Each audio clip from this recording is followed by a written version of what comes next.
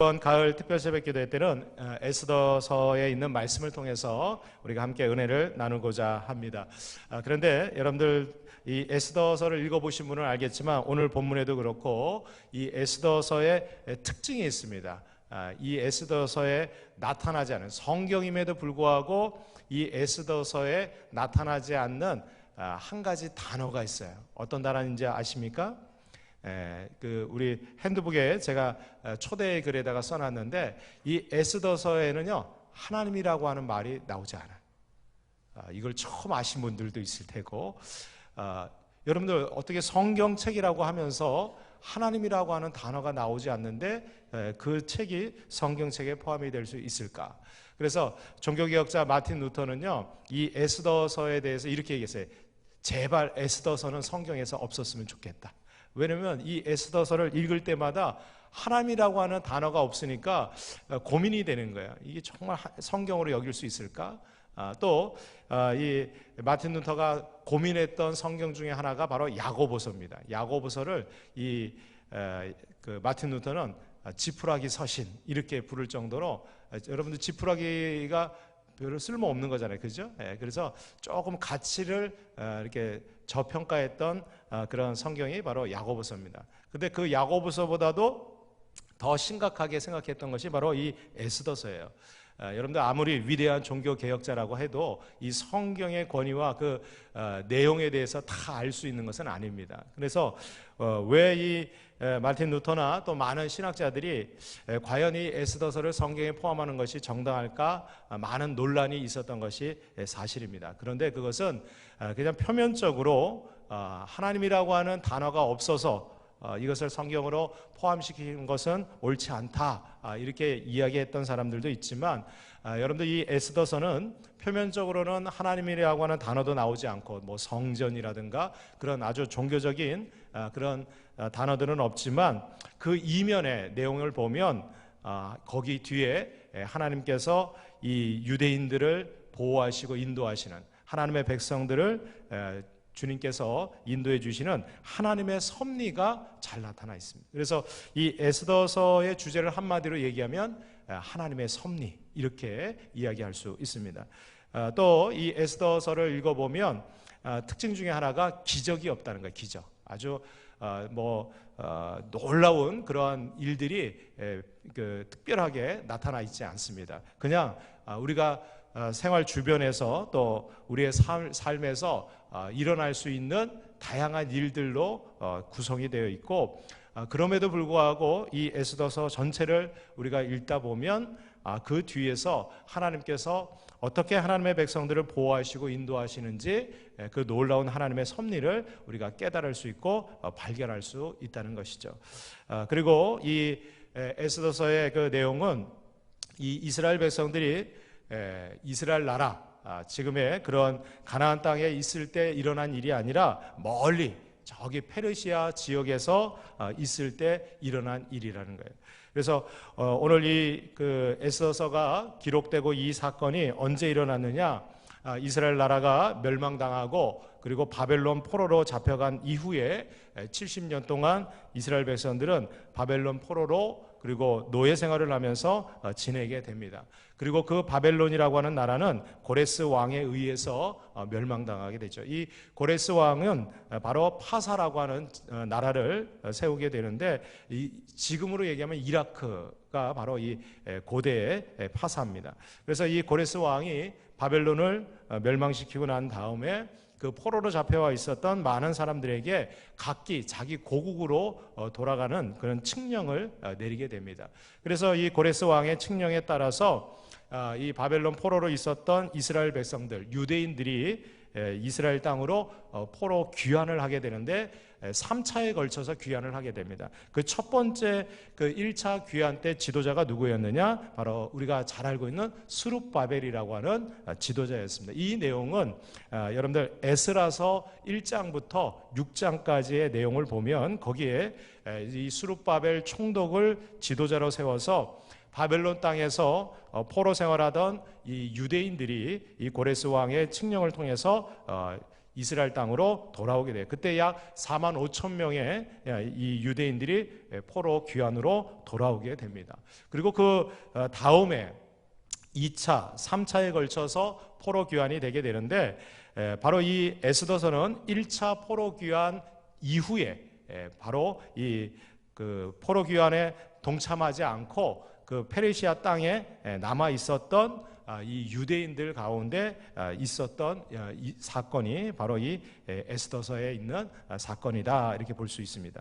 그래서 이 에스더서가 이렇게 기록이 될 때는 이미 이 파사라고 하는 나라는 또 이제 멸망하고 새로운 제국이 생기게 되는데, 그것은 메데 파사라고 하는, 그것은 지금의 우리가 알고 있는 페르시아 제국입니다. 그래서 이때 오늘 본문에 보면 이 일은 아하수에로 왕 때 있었던 일이다, 이렇게 소개하고 있죠. 그래서 이 아하수에로 왕은 메데 파사, 페르시아의 왕이었고, 그 역사적으로는 굉장히 위대한 왕으로 평가받는 사람이 바로 이 아하수에로 왕이었습니다. 그래서 역사적인 인물로는 이 아하수에로라고 하는 이 말은 이제 히브리어로 음역을 한 표현이고, 원래는 크세르크섹스라고 하는, 여러분 뭐 들어보신 적이 있을지 모르지만 그 왕이 바로 이 아하수에로 왕이라는 것이죠.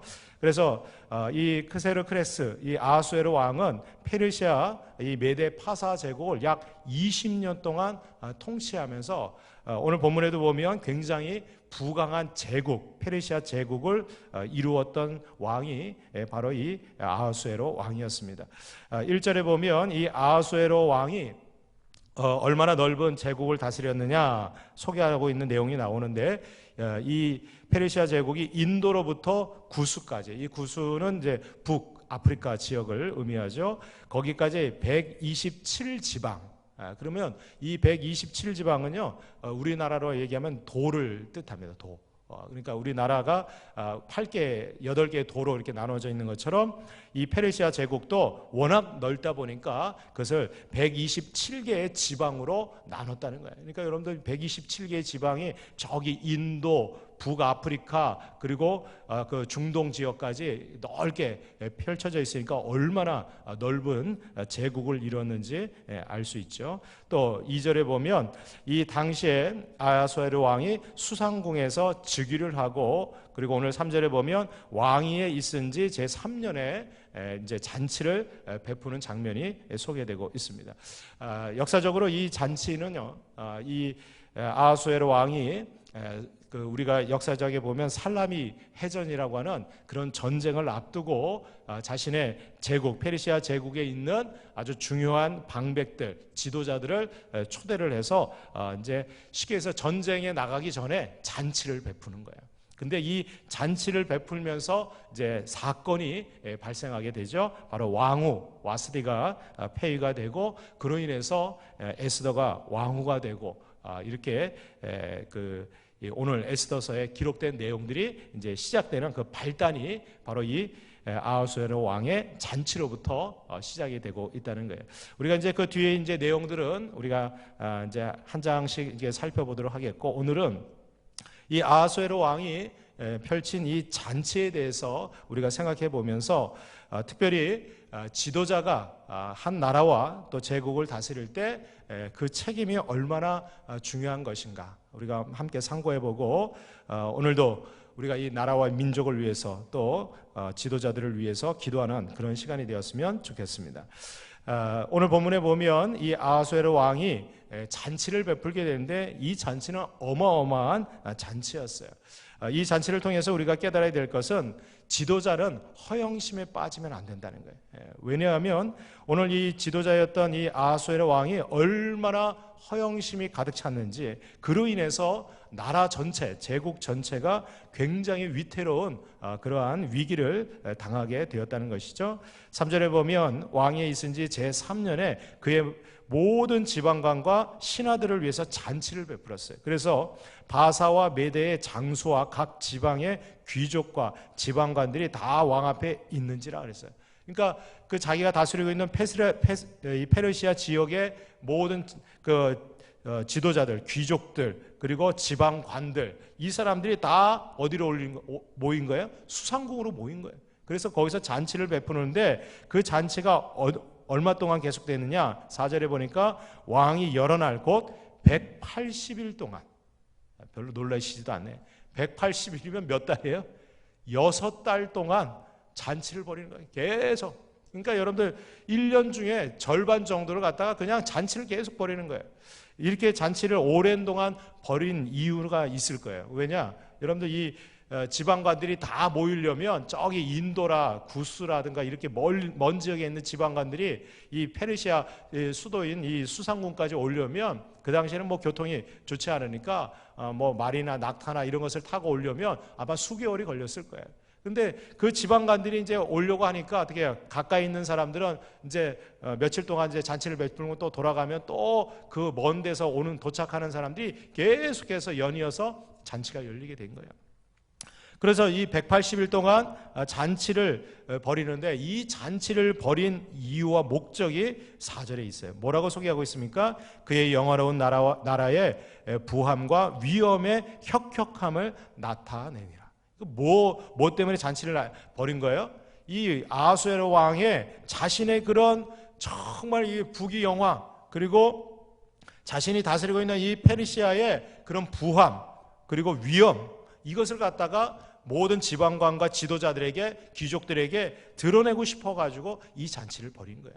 그러면서 야, 이제 우리가 전쟁에 나가야 되는데 이 전쟁 별거 아니라는 거예요. 왜? 우리 봐라. 우리 지방관 관리가 얼마나 많고 장수들이 얼마나 많고 우리가 재력이 얼마나 대단하고 말이죠. 여러분들 어느 나라 같죠? 그죠? 우리는 전 세계에서 초강대국이고 우리를 당할 자가 어디 있냐 말이죠. 그렇게 교만에 빠지니까, 허영심에 빠지니까 지금 전쟁을 앞두고 전쟁 준비하고 훈련을 해도 모자랄 판에 잔치를 벌이고 그것을 6달 동안 계속해서 잔치를 벌였으니 이 사람들이 무슨 생각을 갖겠어요? 이게 정신적으로 해이해지는 거예요. 전혀 그냥 뭐 앞으로 일어날 일들에 대해서 준비도 없고 방비도 없는 거예요. 여러분들 지도자가 허영심에 빠지게 되면 그 나라 전체가 큰 위기에 빠지게 된다는 거예요. 여러분들 빌립보서 2장 3절에 보면 아무에게든지 다툼이나 허영으로 하지 말고 오직 겸손한 마음으로 각각 자기보다 남을 낮게 여기라 그랬어요. 여러분들 우리 그리스도인들은요, 우리는 각자의 삶 속에서 우리가 뭐 왕이나 그런 지도자가 아닐지라도 여러분들 우리가 각 가정에서 여러분들 우리 자신도 허영심이나 다툼으로 하지 말고 오직 겸손한 마음으로 우리가 낮아지고 그리고 자기보다 남을 낮게 여기는. 그러니까 여러분들 왕이 아무리 자신이 그런 권세와 능력이 있다고 할지라도 전쟁을 앞두고 그 상대 적국에 대해서 어떻게 해요? 작지만 그리고 나보다 정말 형편없는 그런 대상일지라도 어떻게 해요? 여러분들 신중하고 진중한 태도를 보여야 된다는 거예요. 오늘 본문에는 이 아하수에로 왕이 그렇게 위대한 왕이었고 그리고 정말 큰 제국을 다스리고 있는 왕이었지만 그에게는 부와 권세와 능력이 있었고 수많은 장수들이 있었지만 여러분 결국 이 잔치를 마치고 이 살람미 해전에 출전했던 이 페르시아 제국은요 거기서 대참패를 합니다. 그 이후로요 이 나라에 큰 위기가 찾아오게 돼요. 두 번째로 오늘 이 왕의 잔치를 통해서 우리가 깨달아야 되는 것은 여러분들 지도자의 타락은 개인의 타락으로 끝나는 것이 아니라 백성들 전체까지 타락하게 만든다는 거예요. 오늘 5절로 7절까지 보면 이 180일 동안 잔치를 벌이고 난 다음에 이 왕이 거기서 멈춘 게 아니에요. 5절에 보니까 이날이 지나면 왕이 또 도성 수산에 있는 귀천간의 백성을 위하여 왕궁 후원들에서 7일 동안 잔치를 벌였다. 이건 뭐예요? 이제는 온 제국에 있었던 귀족들, 지도자들 뿐만 아니라 자기 이제 직접 다스리고 통치하는 그 도성에 있는 이 수산성에 있는 백성들 전체, 여기 보면 귀천을 막론하고, 그러니까 여러분들 그냥 쉽게 얘기해서 거린들까지도 다 이 잔치에 참여하도록 베풀었는데 그 왕궁 후원들에서 7일 동안 잔치를 베푼 거예요. 그러니까 이 잔치가 이 그 수산성 도성 안에 있는 모든 백성들에게 베푼 거예요. 아이 목사님, 왕이 백성들에게 잔치 베풀면 좋은 거 아닙니까? 근데 여러분들 이 잔치 베푼 그 모습을 보세요. 6절에 보면 백색, 녹색, 청색, 휘장을 자색 가는 배 줄로 대리석 기둥, 거기 보면 은고리에 메고 금과 은으로 만든 걸상, 그러니까 금과 은으로 만든 의자 있죠. 여러분들 앉아있는 의자, 거기에 회반석, 백석, 운모석, 흑석을 깐 그 땅에 어떻게 해요? 진설했다는 거예요. 그리고 그들에게 술을 주는데, 술을 마시는데 어떻게 해요? 금잔으로 마시게 하는데 잔의 모양이 어떻게 해요? 각기 다 달랐다는 거예요. 여러분들 그 금잔의 모양이 똑같다는 건 뭐예요? 공산품처럼 같이 찍어내는 거예요. 그런데 그 금잔의 모양이 다 달랐다는 건 뭐예요? 수제로 다 만들었다는 거예요. 수제로 하나씩 하나씩. 그러니까 얼마나 이것을 값비싸게, 그리고 그 잔치를 갖다가 호화스럽게 열었는지 우리가 알 수가 있죠. 그래서 여기 보니까 잔의 모양이 각기 다르고 왕이 풍부하였으므로, 이것은 왕이 얼마나 재력을 많이, 재산을 많이 갖고 있었는지, 그가 내리는 어주, 왕이 내리는 그 술이요 한이 없었다는 거예요. 그래가지고 그냥 완전히 온 백성들, 그 도성 수산성 안에 있었던 백성들을 갖다가 그 왕후의 그 후원뜰에 다 모아놓고 7일 동안, 일주일 내내 그 왕이 말이죠 어주를 내려가지고 온 백성들 어떻게 해요? 술에 취하게 만드는 거예요. 그리고 여러분 생각해 보세요. 백성들이 언제 금잔에다가 술을 마시겠어요, 그죠? 근데 왕이 내리는 거니까 이 백성들이, 야 이거 공짜야, 왕이 우리를 위해서 그냥 마음껏 먹고 마시라고 주는 거야. 그리고 어떻게 해요? 온 백성들이 그냥 술에 취해가지고, 여러분들 술에 취하면 어떻게 해요? 이성도 마비되고, 그러니까 얼마나 문란하고 이 백성들이 타락하게 되겠어요. 여러분들 지도자의 책임은요 모든 백성들의 본이 되기 때문에, 여러분들 우리 그리스도인들은요 세상에 본이 되는 사람인 줄로 믿습니다. 여러분들 미가서 6장 16절에 보면 하나님께서 미가 선지자를 통해서 이스라엘 백성들이 왜 나라를 잃고 그렇게 포로로 잡혀가고 고통을 받게 되었느냐, 그 원인을 이렇게 이야기하고 있습니다. 너희가 오므리의 율례와 아합 집의 모든 예법을 지키고 그들의 전통을 따르니 내가 너희를 황폐하게 하고 그의 주민을 사람의 조속거리로 만들리라. 너희가 내 백성의 수욕을 담당하리라. 그런데 하나님께서 이 이스라엘 백성들이 잘못된 지도자, 잘못된 왕, 여러분들 이스라엘 역사 가운데 가장 악하고 패역한 왕이 누구였냐? 오므리와 아합 왕이었거든요. 바로 이 오므리의 율례, 그리고 이 아합 집의 모든 예법. 근데 여러분들 이 예법과 이 율례가 하나님의 법이 아니라 어떻게 해요? 이 왕들이 잘못된 타락한 법을 따랐다는 거예요. 우상 숭배하고 그리고 흥청망청 지내는 그 법을 따라서 이 백성들 전체가 다 타락했다는 거예요. 그래서 하나님께서 심판하고 내가 너희를 황폐하게 하고 그리고 그 주민들을 사람의 조속거리로 만들겠다는 거예요. 여러분들 지도자가 타락하고 그로 인해서 백성들이 타락하게 되면 여러분들 세계 열방의 조롱거리가 되는 거예요. 이 나라와 이 민족이 바로 서기 위해서는 여러분들 우리 그리스도인들이 각자의 삶에서 본이 되는 삶을, 거룩한 삶을 살아가야 될 줄로 믿습니다. 마지막 세 번째로 오늘 이 왕의 잔치를 통해서 우리가 깨달아야 될 것은 제한 없이 주는 자유는 결국 방종의 삶을 이끌게 된다는 거예요. 여러분 오늘 8절 말씀에 보면 마시는 것도 법도가 있어 사람으로 억지로 하지 않게 하니 이는 왕이 모든 그 공내 관리에게 명령하여 각 사람이 어떻게 했다? 마음대로 하게 했다는 거예요.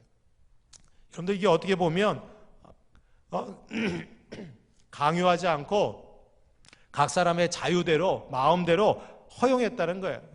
이게 겉으로 볼 때는 좋은 것처럼 보이지만 여러분들 이 제한이 없는 자유는요 결국 어떻게 해요? 그 사람들 각자의 마음대로 원하게 하니까 어떻게 해요? 제멋대로 사는 거예요. 제멋대로. 요즘 우리나라에서 인권이라고 하는 이름으로 정말 제한 없는 자유를 마구잡이로 줘요. 여러분들 죄까지도 자유롭게 하는 거, 그거는 진정한 자유가 아니에요. 여러분들 잘못된 것은 막아야 돼요. 여러분들 타락하는 거, 그거는요 못하도록 금지해야 되는 거예요.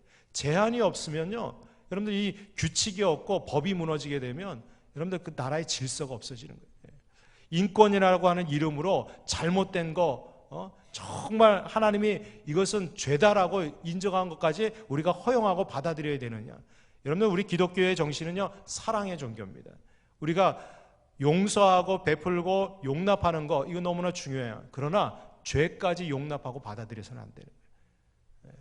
여러분들 성경에서 죄라고 얘기하는 것들은 여러분들 아무리 세상법으로 그거 우리가 허용하고 성소수자나 다른 사람들에 대해서 배려해야 된다, 저는 거기 동의는 해요. 그러나 그것을 우리가 법으로 제정해가지고 오히려 그것이 잘못됐다, 여러분들 그것이 잘못됐다라고 얘기하는 자유도 줘야죠.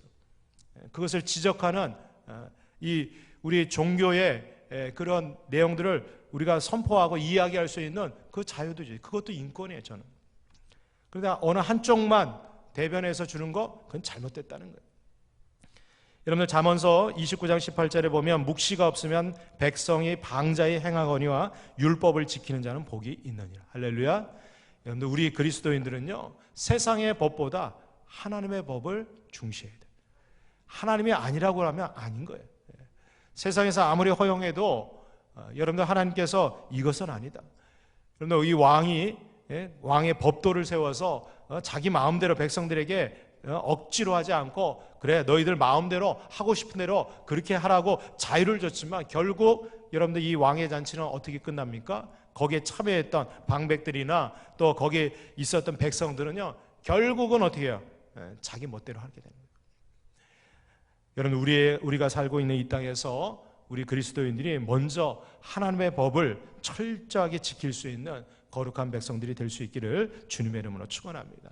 세상 사람들은 자기 멋대로 또 세상 조류에 따라서 그렇게 흘러가지만 우리 그리스도인들은 하나님의 법을 지키고 그리고 하나님의 뜻을 담대하게 선포하고 증거할 수 있는 저와 여러분들이 될 수 있기를 주님의 이름으로 축복합니다. 그리고 특별히 이 땅, 이 나라, 이 민족, 우리 위정자들과 또 우리 지도자들을 위해서 저들이 정말 하나님을 두려워하고 또 이 백성들을 위해서 검소하고 자신들의 책임을 다할 수 있는 그러한 지도자와 이 나라 이 민족이 될 수 있도록 기도하는 우리 모두가 될 수 있기를 주님의 이름으로 축복합니다. 우리 함께 찬양하고 기도하도록 하겠습니다. 우리 이 땅에